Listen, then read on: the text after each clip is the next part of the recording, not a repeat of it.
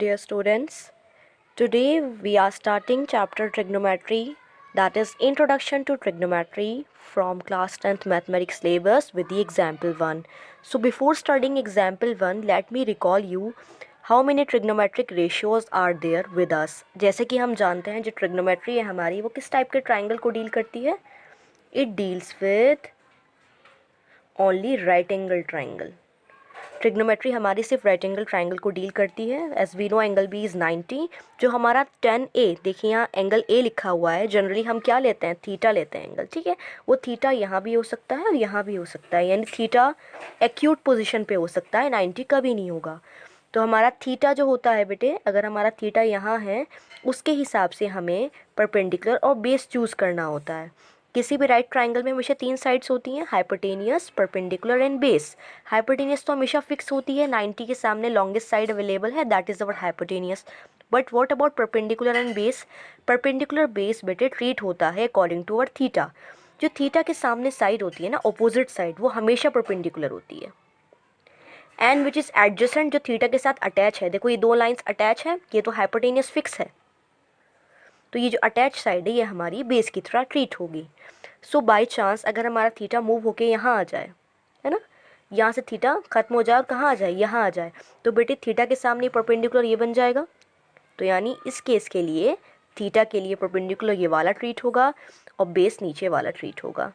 तो यानी जैसे जैसे थीटा रहेगा उसी हिसाब से हमारे परपेंडिकुलर बेस चेंज होते रहते हैं, हाइपोटेनियस सेम रहता है. तो जो हमारा थीटा यहाँ होगा ए पर, तो परपेंडिकुलर सामने आ जाएगा, बेस यहाँ यही रहेगा. अगर हमारा थीटा यहाँ आ जाएगा तो हमारा परपेंडिकुलर सामने वाला बन जाएगा और बेस नीचे वाला बन जाएगा.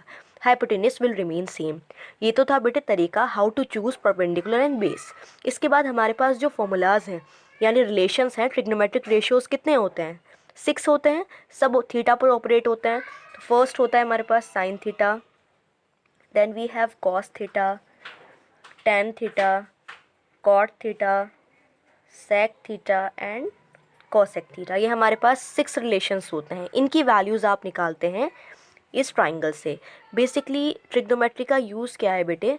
आपको पता है पाइथागोरस थ्योरम किसी भी राइट ट्राइंगल में यूज़ होती है, यानी अगर आपको 2 साइड गिवन हो तो तीसरी आप इजीली निकाल सकते हैं. लेकिन बाय चांस अगर आपको 2 साइड भी गिवन ना हो लेकिन इंक्लिनेशन मालूम हो थीटा कितना है, थीटा के साथ आपको कोई भी एक साइड दी जाए तो आप बाकी की 2 भी निकाल सकते हैं with the help of trigonometry. तो यानी ट्रिग्नोमेट्री का यूज़ कहाँ है? To find out unknown length and inclination also. कितना हम थीटा बना रहे हैं, कितना इंक्लाइंड हो रहा है हाइपोटेनियस बेस पर, ठीक है, या फिर हाइपोटेनियस इधर इस वाले बेस पर. तो हम थीटा की मदद से अननोन साइड भी निकाल सकते हैं. बस आपको क्या चाहिए? एंगल चाहिए और कोई भी एक साइड चाहिए. हाइपोटेनियस हो सकती है, बेस हो सकता है, परपेंडिकुलर हो सकता है. तो इन 6 रेशियोज़ की हेल्प से हम पूरा चैप्टर डील करेंगे. सबसे पहला रेशियो आपका होता है साइन थीटा. वैल्यू होती है परपेंडिकुलर अपॉन हाइपोटेनियस, यानी जब भी आप साइन थीटा की वैल्यू निकालेंगे परपेंडिकुलर ऊपर रखेंगे, हाइपोटेनियस नीचे. Cos theta is base upon hypotenuse. Tan theta is perpendicular upon base. Cot theta बेटे टेन का रिवर्स होता है, यानी जो 10 है उसका रेसिप्रोकल कर दो, बेस अपॉन परपेंडिकुलर. देखो इसका उल्टा किया, बेस ऊपर आ गया, परपेंडिकुलर नीचे आ गया है. सेक थीटा कॉस का रेसिप्रोकल होता है, so I am getting hypotenuse upon base. Now last is cosec. Cosec बेटे रेसिप्रोकल होता है साइन थीटा का, that is H upon P. So I got 6 ratios which you have to learn, जो आपको अच्छे से लर्न करने हैं. सबकी वैल्यूज़ आपको याद होनी चाहिए. Tan theta perpendicular upon base होता है, sine theta P upon H होता है. ऐसे ही सारे रेशियोज़ आपको लर्न होने चाहिए. These are standard 1 sine cos 10. बाकी ये जो नीचे के 3 हैं ये ऊपर से ही रिड्यूस होते हैं, यानी साइन का रेसिप्रोकल अगर हम करेंगे तो कॉसेक बनेगा, cos reciprocal will give me sec and reciprocal of 10 will give me cot theta.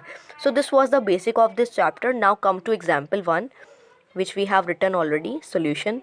इसमें बेटे टेन ए की वैल्यू ए कहाँ है? देखो हमने ऊपर माना है, आप इसके अलग ट्राइंगल बना सकते हैं. ये दो समझाने के लिए था आपको.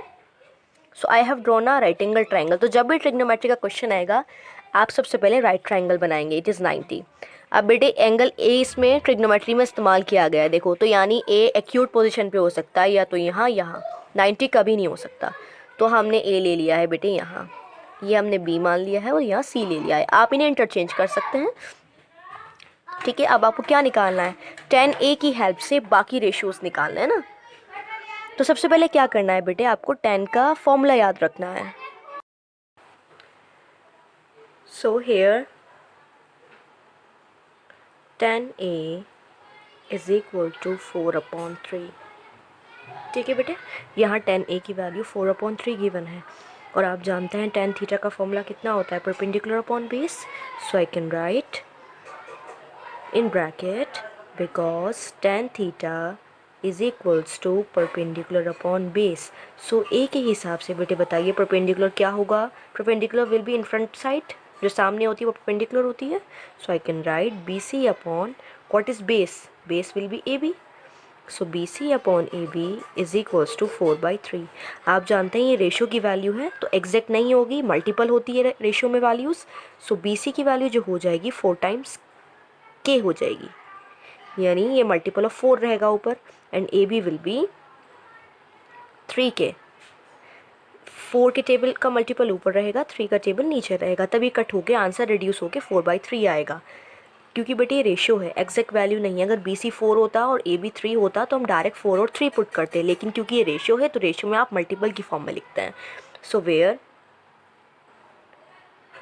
K is a positive integer. अब आप इस बात को समझ लीजिए एक बार और कि ये रेशियो है तो के की फॉर्म में कैसे लिखा गया है. बाय चांस बेटे देखो यहाँ था BC अपॉन AB, रफली देख लेते हैं.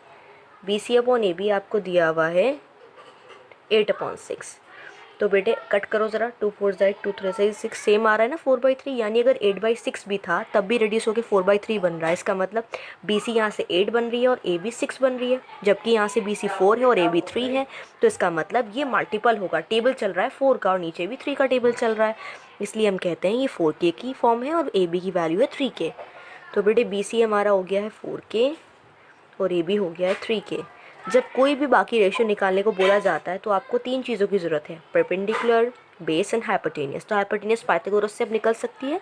सो in triangle ABC h² is equals to p² plus b² bracket by Pythagoras theorem. What is hypotenuse? Unknown है AC. So I have AC² is equal to perpendicular is 4K. So 4K square means 16K² and base is 9K². Base square हम कर रहे हैं यहाँ.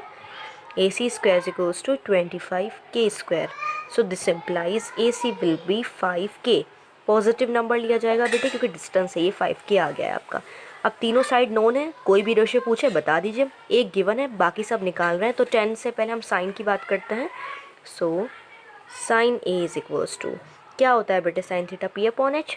तो A के हिसाब से P आपका ये है BC upon H is hypotenuse, that is AC. So 4K by 5K. So I am getting here 4/5. Next is cos A. Base upon hypotenuse. So base is this and hypotenuse is this. So I can write AB upon AC. So 3K upon 5K. It is again cut 3/5. Tan A is already given. अब आते हैं हम इन तीनों पर. Cot A. Cot A क्या होता है बेटे, बेस अपॉन परपेंडिकुलर यानी tan का रिवर्स. तो tan का रिवर्स डायरेक्ट कर दीजिए 3/4. Next is sec A. sec A is reciprocal of cos. So h upon b, cos का रेसिप्रोकल यानी 5/3. Last one is cosec. So cosec A equals to h upon p यानी इसका reciprocal sign का जो हम निकाल चुके हैं 4/5. So my answer is 5/4. So this way we did example 1. Now you can try remaining examples and in our next video we will discuss other one. Thank you.